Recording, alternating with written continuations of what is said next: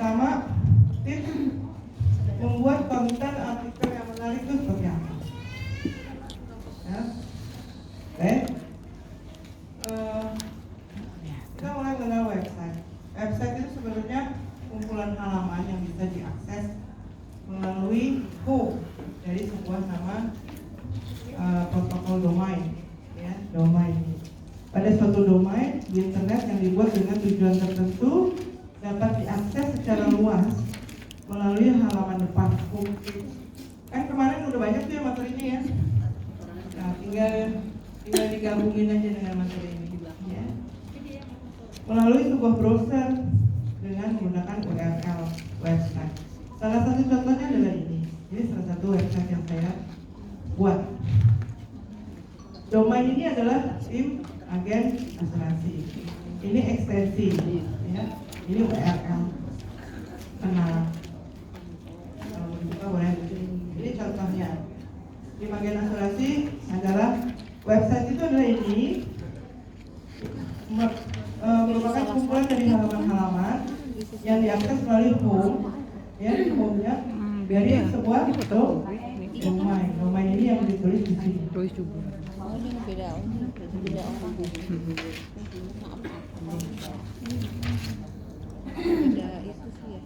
Unsur website itu ada 3. Pertama adalah domain. Ini adalah yang paling penting karena domain itu kayak nama kita nih. Kita akhir kalau nggak ada namanya gimana orang kenal kita. Begitupun usaha kita punya rumah batik, kita punya rumah makan, kalau nggak ada namanya nggak kenal. Domain itu biasanya nama identitas merek kita, usaha kita, ya. Pemilihan nama domain kalau unik juga kadang-kadang menarik perhatian, mudah diingat. Ya, nanti ada tips-tipsnya. Terus selain domain kita perlu hosting. Hosting biasanya menyimpan seluruh data-data yang akan kita tampilkan di dalam website, ya. Jadi kalau ibarat rumah, nomor rumah kita adalah domain. Rumahnya hosting, tempat kita menyimpan barang-barang. Isinya barang-barangnya. Ya, konten adalah isi website tanpa adanya konten websitenya kosong. Jadi kita isi biasanya dengan gambar produk kita, gambar keterangan mengenai produk kita atau video-video.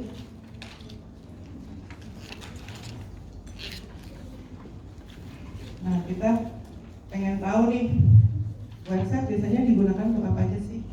Ada kayak apa aja di Indonesia? Jenis website bisa dibedakan dengan dua hal, yaitu fungsi dan bentuk. Ini yang secara mendasar, ya.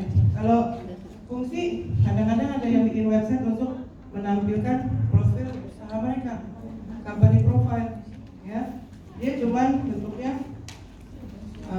home, berita-berita, terus tentang dia, pendirian siapa aja. Nah, itu company profile.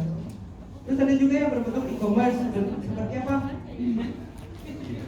Tokopedia. Terus apa lagi tuh? Shopee, ya, untuk e-commerce. Atau sebagai arsip, misalnya orang personal pribadi suka nulis puisi, ya arsipin tuh tulisan-tulisan dia di blog atau di website. Terus ada juga dipakai sebagai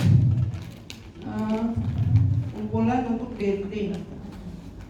Siapa yang masih mudanya menggunakan aplikasi website dating? Bukan? Ya cowok-cowok apa yang cewek-cewek nih yang sering pakai? Itu Mas Yoyo yang sering pakai tuh. Mas Yoyo namanya. Yang jomblo, yang duda, yang janda, bukan dating. Terus daftar. Ya, itu juga ada untuk ada juga yang diperlukan untuk government. Government itu pemerintah, ya. Sama personal mungkin kita punya hobi motocross atau hobi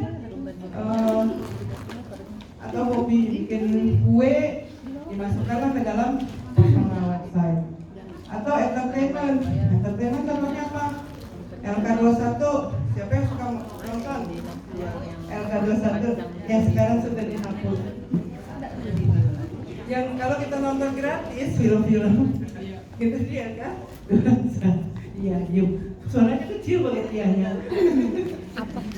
Jangan sampai ketawa nih. Enggak tahu. Ada yang udah dapat link yang barunya belum?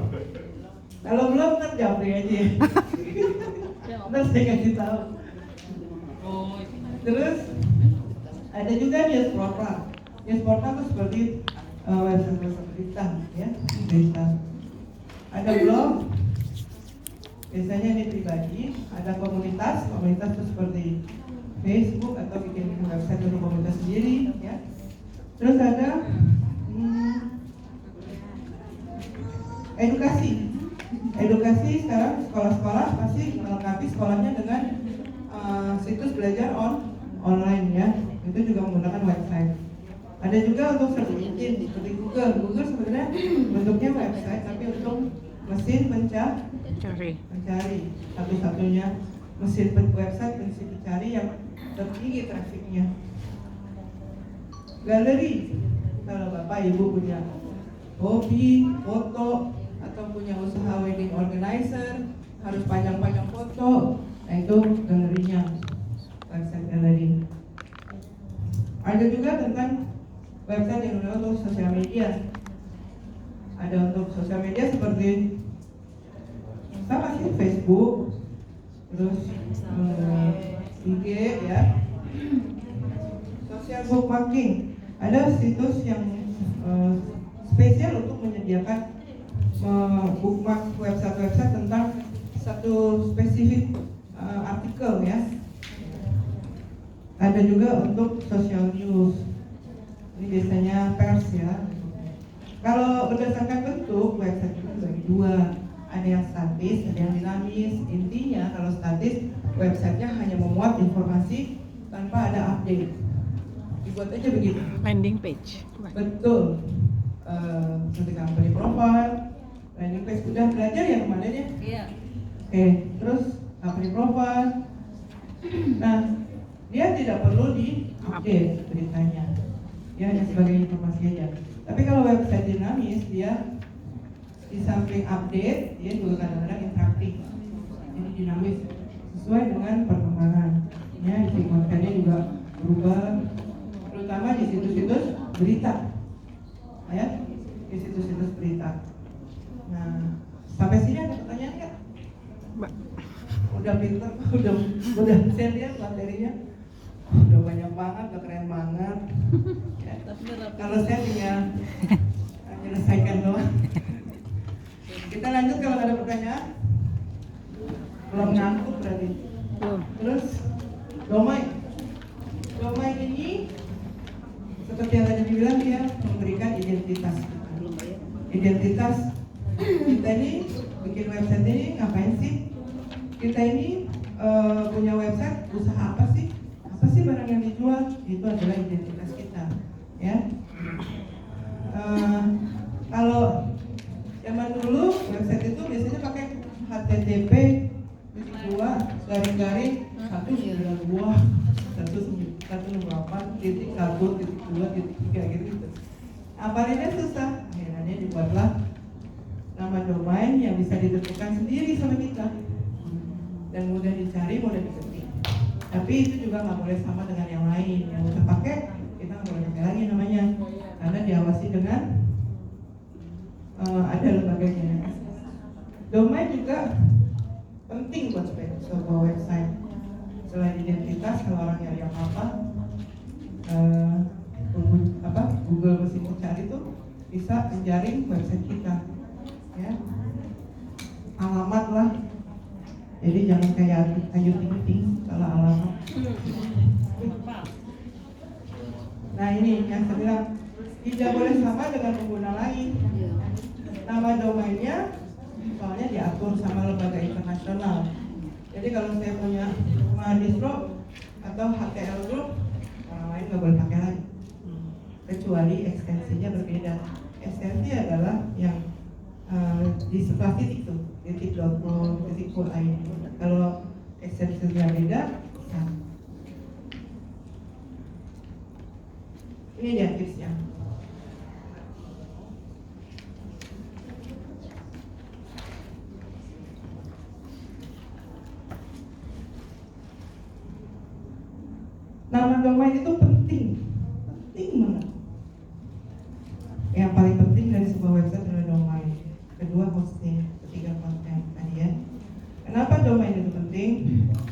dengan domain yang bagus itu benar-benar menentukan website kita itu keangkut oleh jaringan mesin pencari Google. Ya, saya kasih contoh begini. Saya punya usaha jualan produk. Saya namain dia mahadistro.com. Saya masuk ke Google, saya bikin website, saya pasarin. Lama banget naiknya. Naiknya tuh nggak cepet gitu. Saya bingung apa yang salah ya. Ternyata orang-orang itu mindsetnya adalah yang namanya distro itu kaos, iya kan? Padahal yang saya jual kursi kantor, nggak nyambung. Begitu orang nyari kaos keluar, tapi kita harapkan order yang masuk adalah furnitur kantor, gitu. Nggak nyambung. Akhirnya saya buat satu lagi, mahadistro-furnitur.com atau mahadistro-furniturkantor.com. Nah, begitu namanya dirubah, terus ada beberapa yang mahadistro.com yang tetap, ada beberapa nanti turunan subtitle atau apa di dalam isi website itu saya rubah kata kuncinya, saya lengkapin. Begitu saya masuk begitu, langsung penjualan saya berapa kali lipat. Itu saya masuk di 2008. Makanya saya bilang tips membuat domain ini harus diperhatiin. Ciptakan nama yang singkat dan mudah diingat. Misalnya begini, saya tadi tuh kesalahan saya mahadistro, orang mana ada. Nah, bagaimana sih taunya nama yang singkat dan mudah diingat? Yang pertama adalah kata yang tercantum di dalam domain adalah yang biasa digunakan oleh masyarakat umum. Artinya, kalau saya di industri asuransi, teman saya bilang, Mbak, saya mau bikin website namanya pialang asuransi nyambung, broker. Saya bilang, yang bapak mau harapkan datang apa? Orang-orang untuk asuransi sama saya. Pak, orang-orang kalau nyari asuransi ngetik di kotak pencarian Google itu asuransi mobil, benar nggak? Iya. Kita harus menggunakan kata-kata yang memang simple, nggak usah terlalu keren-keren yang kayaknya ke Inggris-Inggrisan banget atau gimana gitu. Tapi tergantung dari produk kita yang kita jual itu, yang kita harapkan apa. Orang kalau jadi furnitur kantor, dia nggak nulis furnitur kantor, meja direktur, Iya. kursi kantor, kursi sekretaris, meja resepsionis. Jadi kita hanya menggunakan nama-nama kata kunci yang bagus. Juga jangan terlalu panjang. Furnitur kantor dan meja direktur dan jangan. Kenapa? Orang ketiknya keburu capek juga kali, ya kan? Nah, dari kata kunci klasifikasi produk pertama, yang utama yang kita lagi jual itu, baru tambahin brand kita, nama toko kita. Yang tadi saya bilang, Mahadistro Strip Furnitur Kantor. Mahadistronya nanti lama-lama angkut, branding toko kita ke bawah. Nah, seperti tadi tim agen asuransi. Coba saya pengen tahu, bagusan mana tim agen asuransi disambung, apa tim agen asuransi yang tadi tuh saya bisa-bisa? Dipisah. Mahadistro tim asuransi. Dipisah. Dipisah, kenapa? Biar kata kuncinya kan sendiri, asuransi nyambung tim aja. Betul. Yang bagus sebenarnya dipisah, karena orang nggak nyari tim agen asuransi, orang nyari asuransi. Ketika kata itu disambung, dia jadinya tim agen. Jadi nggak nyambung. Yang dianggap kata kunci yang dicari adalah asuransinya. Pada saat saya menciptakan tim agen asuransi di tahun 2014, itu saya nggak pernah menyangka nama itu kata kunci terbaik. Yang 3 tahun setelah itu saya berada di atas. Kalau orang nyari asuransi Langsung. Produksi saya untuk asuransi sebagian besar dari website, dan itu nasabahnya sampai sekarang. Nanti ada ceritanya. Jadi kita harus cari nama yang singkat singkat dan mudah diingat. Seperti di sebelah Bu Selvi, saya bingung, saya pakai ada Tanda koma itu di atas Apostrof. nasi bakar. Kok ada yang naik, ada yang enggak gitu kan? Kenapa ini ya? Apa salahnya di mana? Saya bilang, Bapak tetap bawa aja ada nasi bakar. Tapi sebaiknya kalau nama domain jangan pakai koma. D sama nasinya bisa disambung. Dan nasi, Bapak kasih des, mungkin yang Bapak jual apa? Nasi bakar. Baru nasi bakar. Apa? Dan nasi des, spesialis nasi bakar. Jadi merek di depan, Bu. Yang sebenarnya kata kuncinya adalah bukan brandnya, tapi spesialis nasi bakar. Nasi bakar Mak Nyos, nasi bakar viral, nasi bakar super pedas. Gunakan kata-kata juga yang tren, yang banyak orang pakai. Misalnya kayak Mak Nyos, ya kan, pedas nampol, itu juga bagus. Brandnya di depan atau di belakang? Brandnya depan. Bisa di depan, bisa di belakang. Oh, oke. Terus dari satu baris itu, entah itu brandnya di depan atau di belakang. Nasi bakar Mak Nyos dan nasi kan gitu. Oh, iya. Tapi itu usahakan kasih des, jangan sampai terlalu panjang juga. Nah ini dia tips yang pertama. Yang kedua adalah tentukan target pengguna, misalnya area atau target segmen pasar. Area misalnya kalau mungkin untuk produk-produk makanan saji, bukan yang cepat saji ya, tapi makanan yang masak, restoran, mungkin oke nih kita pasang area rumah makan Sunda Jakartanya sebut rumah makan Sunda Bekasi. Nah, berarti kalau orang ke situ di Bekasi rumah makan yang enak di mana kan gitu ada, karena dia areanya Bekasi, itu pasti naik di daerah Bekasi. Atau ada yang jualan susu formula untuk lansia 50 tahun, produk susu unggulan gitu kan, nama domainnya golden milk gitu kan, bisa juga kayak gitu. Yang ketiga adalah pastikan domain mudah diketik.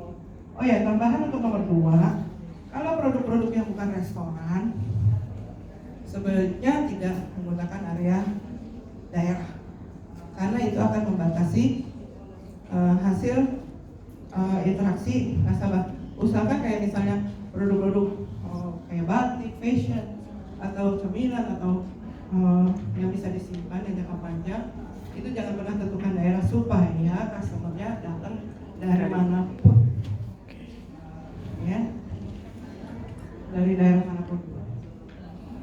Yang ketiga, pastikan mudah diketik, jangan pakai bahasa Arab. alay. Iya. Misalnya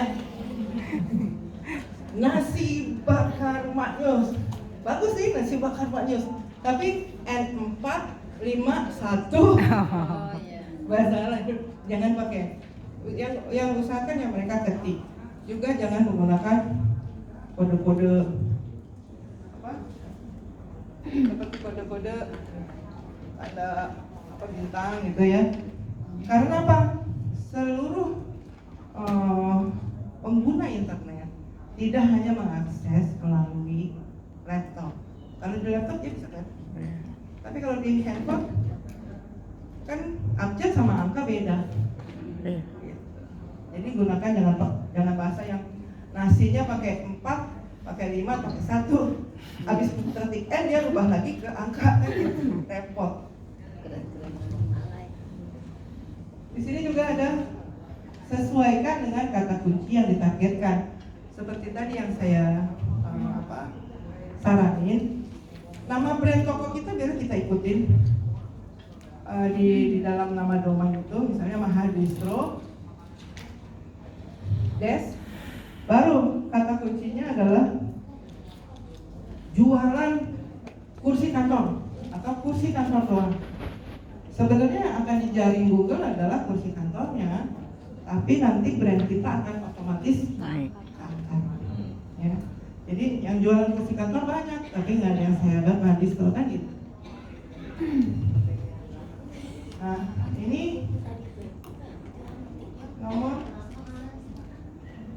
juga menggunakan nama brand sendiri. Nah tadi kan gabungannya. Tapi kalau nama brand yang udah terkenal, kita hati-hati. Harus ada izin dari pemilik brandnya. Terus sesuaikan dengan isi website. Relevansi dengan isi. Seperti yang tadi saya bilang, mahasiswa orang mindsetnya kaos, baju, jaket, pakaian. Padahal usaha saya isi kantor. Akhirnya saya koreksi dengan tambahin website satu lagi, mahasiswa.com. Nanti judul websitenya saya tambahin di sini. Gunakan ekstensi yang sesuai. Ekstensi itu ada macam-macam. Ada com, ada gov, ada mil, ada org, ada edu, ada sth. Nah, untuk apaan aja sih sebenarnya pakai yang mana? Kalau khusus untuk industri kita jualan kayak gini, bisnis online, kita biasanya pakainya, aku rekomendasiin com. Karena com itu udah jaringannya dijangkau luas ya. Atau kalau misalnya memang udah PT dan lain-lain, biasanya pakainya oid.co.id ya. Nanti kita lihat apa aja sih ekstensinya, ada tadi itu ya. Yang ke-8 adalah usahakan domain itu belum digunakan orang lain, jadi dia nggak boleh sama. Saya punya tim agen asuransi, itu muncul di pertama, akhirnya yang lain ikut. nyontek nih, ada lagi namanya agen asuransi yang pakai tim. Jadi memang nggak boleh sama. Ya, ada yang ngekor nih kalau saya, karena tim agen asuransi di atas, dia ngekor dengan agen asuransi.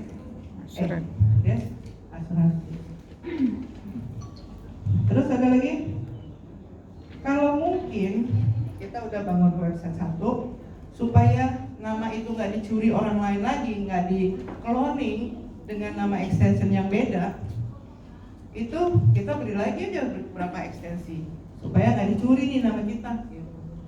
Kalau orang nyari ini pasti munculnya kita juga. Gitu. Baru deh beli domainnya. Kalau udah, kita bisa cek sih domainnya apa udah dipakai orang atau enggak. Biasanya kan kalau kita lihat di Google ada domain provider, kita masukin dulu domain ini udah yang pakai belum, ya kan? Udah pernah coba? Belum. Ntar kita cobain. Segera beli domain yang telah ditentukan. Nih ekstensi domain ya. Dia ada .com, ada net, ya. Com biasanya untuk komersial, tujuan komersial, tujuan bisnis. Terus ada name biasanya untuk personal. Ada .co.id. .co.id ini sama seperti bisnis, sama komersial, perusahaan, tapi dia terlegitimasi oleh pemerintah Indonesia dan didaftarkan dalam Menkominfo. Ada persyaratannya ya. Ini ada ORID. Tadi kan ada com ya. Com ini sama dengan OID ini. Ya. Kalau ORG nih. Ini ada macam-macamnya. Kalau ORG dia seperti .com, tapi dia untuk organisasi, nggak perlu syarat. Kalau yang perlu syaratnya dia or.id, ya. Ada MyID, ada edu pendidikan, ada government, pemerintah, militer. Ini biasanya organisasi internasional. Ini school, sekolah. School ID ini untuk sekolah yang terlegitimasi. Nah ini ada sih semua. Tapi yang paling bagus adalah Bapak Ibu menggunakan com atau di BIZ. Terima kasih.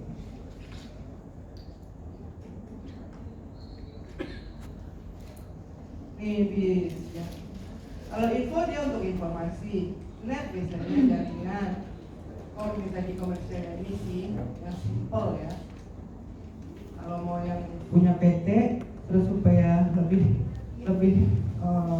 kalau sering ikut tender pakai QID ya. Sesi pertanyaan dan simulasi sebelumnya saya pengen apa? Di sini adalah awal dari sangat teknis, tapi saya akan menjelaskan secara di rumah dengan menggunakan fasilitas WordPress. Buka aja wordpress.com. Di situ dia sediakan fasilitas untuk belajar dengan blog. Daftar melalui WordPress, email, dan aplikasikan di situ, dicoba. Ya. Saya cuma karena ini sangat teknis banget, kalau ngelangin satu persatu sampai detail akan makan waktu. Setelah domain, kita perlu hosting untuk nyimpen foto-foto kita, foto-produk ya, data-data informasi, kadang-kadang nyimpen di profil kita ya. Nah, kita harus beli hosting, kapasitasnya berapa? Ada yang 100 MB, ada yang 200 MB, ada yang sampai 1 giga. Tadi kan udah belajar foto, benar nggak? Foto itu kalau produk, kalau dia di crop kecil untuk menghemat kapasitas hosting, kadang-kadang begitu orang mau beli, di zoom pecah. Jadi kadang-kadang fotonya harus ukurannya besar supaya begitu di zoom. Saya punya menu rawon jontor misalnya. Rawon jontor begitu orang enak banget nih, coba kita lihat kayak apa sih. Pas digedein mengkilat kecap gitu kan. Menarik.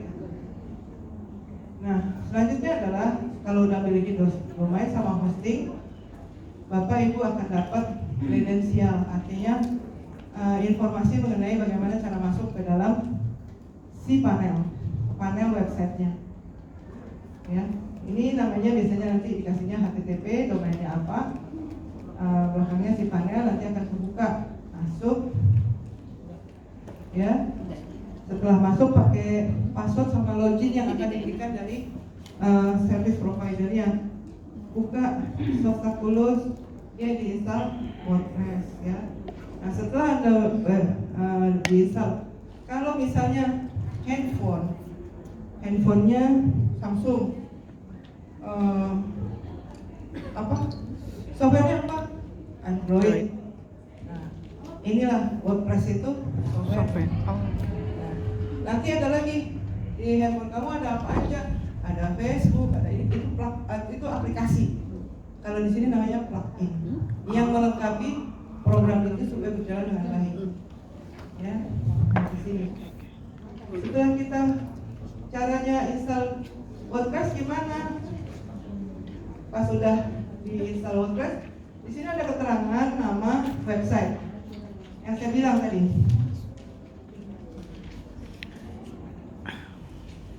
Yang saya bilang, pada saat domain itu kan udah mengandung kata kunci, konektor kantor gitu kan.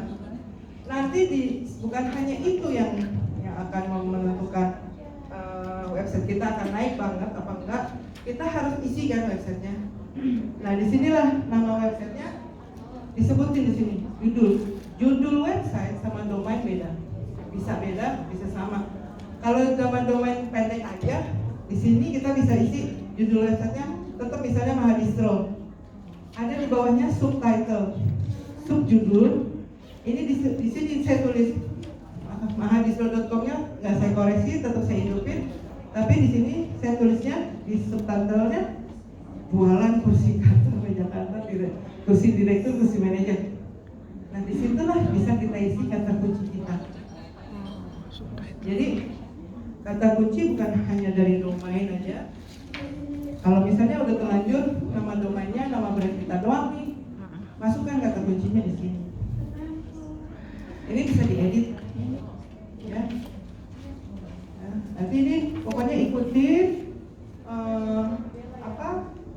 dia mudah instalasinya, ikutin, masukin, kita bikin username dan password, baru instalasi selesai, baru kita setting WordPress-nya. Nih, setting WordPress yang tadi aku bilang bisa dilakukan secara free, belajar dari WordPress yang tadi, wordpress.com, buka akun aja, buka blog. Terus kalau yang udah beli nggak pakai yang free, dibuka domainnya dengan ini tambahan WP admin, masuk ke dashboard, masukin username-nya sama password. Nah, baru deh masuk ke admin area Disitulah kita bisa mengatur bentuknya kayak apa sih, warnanya berapa sih, ada kolom berapa, kolom sidebar-nya di kanan apa di kiri, warnanya, ya, itu namanya tema. Nah, dashboardnya seperti ini. Sebenarnya software itu ada macam-macam, aplikasinya ada macam-macam, ada Joomla, ada WordPress, ada Wix, yang kalau misalnya dibuka tuh muncul video tuh, bagus ya. Tapi yang paling mudah adalah WordPress, lagi pula dia kompatibel sama Google, ya, aplikasi Google. Ya, kita lanjut. Yang harus diatur dalam sebuah WordPress adalah 7 hal ini minimal. Yang pertama tema. Temanya itu buatlah semenarik mungkin, tapi yang paling penting adalah temanya itu harus responsif. Responsif itu gini, setiap orang sekarang tidak mengakses internet dan data, nge-browsing nggak hanya lewat dari laptop, tapi juga dari handphone. Ketika dibuka di handphone, dibuka di tab atau dibuka di laptop, itu usahakan dia compatible semua. Itu namanya temanya responsif. Jangan sampai kita pilih tema yang nggak kompatibel nih, yang nggak responsif. Dibuka di layar saat kita desain bagus nih, begitu dibuka di handphone, kok berantakan ya, menunya itu ada di dia gitu. Yang Jadi bikin, usahakan cari yang bikinin desainernya. Sebetulnya saya website designer. Itu dia. Saya jadi kalau mau bikin sendiri kita pilih, nanti ada caranya. Pilih tema pada dashboard yang tadi. Saya pilih tema, ada menu, submenunya appearance, tema add new. Pada saat di add new, kita cari di sini, dia akan keluarin pilihan. Mau yang berapa kolom, mau yang responsif apa enggak, mau yang Google kompatibel apa enggak, banyak macam-macamnya. Ada yang kita cari berdasarkan warna, blue misalnya. Dia keluar tuh yang warna biru desainnya. Artinya bikin website itu nggak sesulit kita harus menciptakan script sendiri, semuanya udah ada, tinggal kita pilih, kita install script install, baru diaktifasi, ya. Nah, yang kedua adalah selain tema, setelah tema ini kita biasanya bikin susun warnanya seperti apa, halaman-halamannya apa, ya. Kita harus siapin dalam sebuah website itu, pertama adalah home. Yang kedua, utamakan kita halamannya ya, about us ya, tentang kita. Kan suka tuh ada tuh. Iya. Biar mereka kenal bahwa produk yang dijual ini orangnya bisa dipercaya. Ya, alamatnya di mana, pasang Google Maps.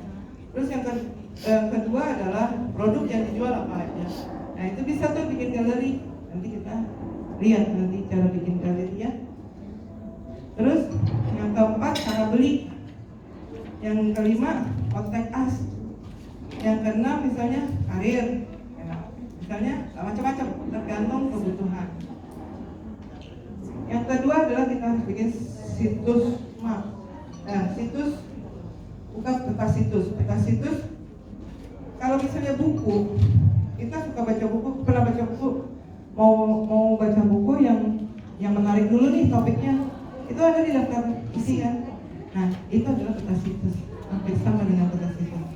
Jadi kita tahu struktur susunan situs ini seperti apa supaya memudahkan pengunjung mencari apa yang mereka inginkan dulu. Misalnya produk kita hijab, posting aja hijab banyak, tapi dia nggak tahu klasifikasinya, dia perlu hijab yang pendek, yang panjang, apa yang kotak, ya. Atau situs makanan nih, restoran menyediakan makanan cepat saji. Yang pertama sisi makanan-makanan yang berasal dari unggas. Nanti ada subjudul lagi, ayam, bebek, kari lawar, gitu kan. Terus yang kedua makanan khusus sapi, daging, kambing, sapi. Satu lagi, halaman lagi, makanan yang berasal dari hewan reptil gitu kan, ular, belut. ya. Nah ini fungsi sitemap. Fungsi sitemap juga sebenarnya ketika Google ngejaring, dia bisa terstruktur, gitu, rapi. Membuat peta situs itu bisa dengan cara nggak usah bingung, karena ada aplikasinya yang bisa dipasang, plugin Yoast SEO, nanti dicobain ya. Terus ini caranya install. Ini saya hanya kasih apa sih, gambaran aja ya. Nanti bisa dicobain, tetap harus cobain. Ini lanjutannya dengan Yoast SEO caranya ya, nanti dicobain. Terus di sini membuat peta situs juga bisa dengan menggunakan Google Sitemap. Jadi semua sebenarnya sudah tersedia, cuma tinggal kalian cobain. Susah ya Bu? Susah gampang. Kalau belum dipraktekin, Iya. ngebayangin tuh. Iya. Iya, makanya saya bilang ini kalau saya jejelin juga Nggak susah. masuk. Jadi nanti kalian, saya cuma terangin sebentar, dari situ bisa dicobain di rumah dari yang aplikasi free tadi. Oh ya. Nah, selain itu kita harus rubah, untuk ngatur WordPress itu harus rubah permalink. Permalink itu adalah alamat URL tentang postingan kita. Kan biasanya WordPress itu ngaturnya domainnya, tahun postingan itu dibuat, bulan, terus hari, tanggal, baru judul postingan. Yang ini kepanjangan, Google nggak akan ngejaring sejauh itu. Nah, di WordPress kita harus rubah nama permalinknya menjadi kita singkat seperti ini.